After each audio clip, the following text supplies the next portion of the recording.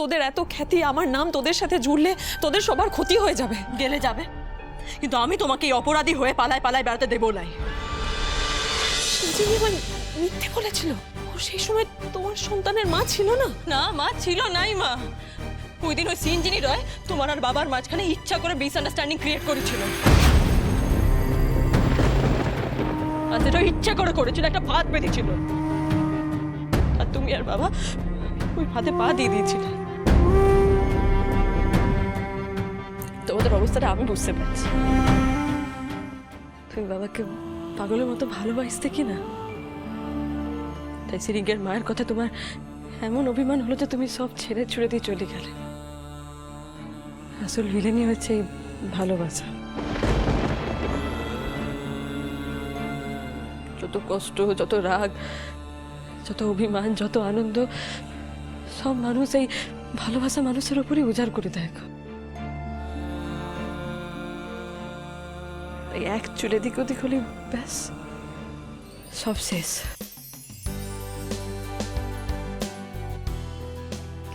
কেন যে আমি ইমোশনালি ড্রিভেন হয়ে তোমাকে ছেড়ে চলে গেছিলাম সেদিন? কেন যে আমি একবারও তোমার সাথে কথা বললাম না? হ্যাঁ, কথা না বলেরই কথা। অবাক হওয়ার কিছু নেই, মা মেয়ে তো একই। এই ইম্পালসিভ নেচার আপনার মেয়েরও আছে। It's dangerous, it's very dangerous. এই করতে গিয়ে আমাকে কতবার কোর্টে নিয়ে গেছে জানেন আপনি? বলো তো সব ঝড় ঝাপটা প্যারায় রাজা রানীর মিলন। মা একটু জড়ায় ধরো তো বাবাকে। বাবা জড়ায় ধরো না। লাও লাও জড়ায় ধরো। আমি আর চোখ বুঝে নিচ্ছি। জড়ো জড়ো জড়ো। হ্যাঁ, মা এই তো। আমি কিন্তু চোখ বুঝে নিচ্ছি।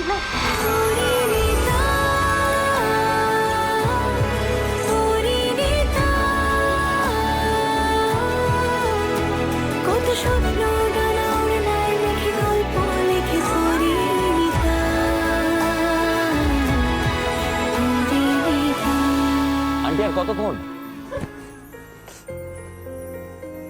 আমাকে ক্ষমা করো সৌমিত্র, আমি ভুল করে ফেলেছি। আমার এই রাগ অভিমানের জন্য তুমি পারুল কত সাফার করলে। সিনজিনি আমার ছোটবেলার বন্ধু, ওকে আমি নিজে ডেকে তোমার কোম্পানিতে চাকরি দিলাম, বিশ্বাস করেছিলাম ওকে আমি। আর ও কিনা আমার পেটে ছুরি মারলো, আমার সংসারটা এইভাবে ভেঙে দিল, তোমাদের মারতে চাইলো। এবার তো আমি ওকে শাস্তি দেবই। আমি তো তোমাদের উপর সবসময় নজর রাখি, এরপর আসুক না ও তোমাদের ক্ষতি করতে। আমিও দেখিয়ে দেবো গায়ত্রী রায়ের পরিবারের দিকে চোখ তুলে তাকালে কি হয়। গেরিলা ওয়ারফেয়ার আমি মুখ দেখতে শিখিনি। ও তাই তুমি এখানে পৌঁছে যেতে পেরেছো। কিন্তু পারুল, রায়ান, তোমরা কি করে জানলে যে আমি এখানে বন্দি? সিরিঙ্গে বলেছিল আমাদের। বাবা ও কিন্তু তোমার ক্ষতি চায় লাগো, হাজারো ও তো তোমার বেটি। এই তো পারুল আমার প্রশংসা করছে। ড্যাড আর আমায় দূরে সরিয়ে রাখতে পারবে না, এবার আমায় প্রপার্টির ভাগটাও দেবে। এই জন্যই তো পারুলদের খবরটা দিয়েছিলাম। উফ, আই এম সো এক্সাইটেড।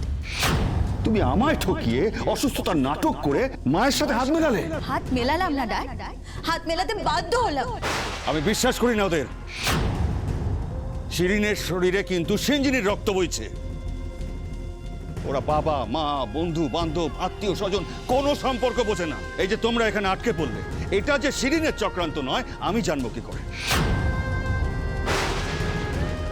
না না না না না, ওদেরকে আমি আমার জীবন থেকে বার করে দিয়েছি।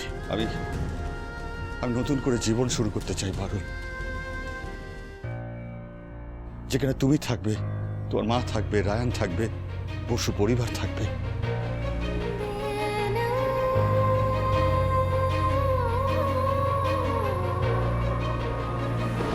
আমি ড্যাডকে বাঁচালাম ড্যাডের গুড বুকে থাকবো বলে, যাতে পারুলের পাশাপাশি ড্যাড আমাকেও প্রপার্টির ভাগ দেয়। কিন্তু লাভের লাভ তো কিছুই হলো না। পারলাম না তো ড্যাডকে ইমপ্রেস করতে, দেবে না তো ড্যাড আমাকে প্রপার্টি। এদিকে আমে দুধে মিশে গেল আর আমি আর্টি হয়ে পড়ে রইলাম। এর থেকে তো মমের সাথে হাত মেলানোই ভালো ছিল। ইন্ডাস্ট্রিয়ালিস্ট সৌমিত্র রয়ের মেয়ে হয়েও কোনো প্রপার্টি পাবো না। এত সহজে এদের এক হতে দেওয়া যাবে না।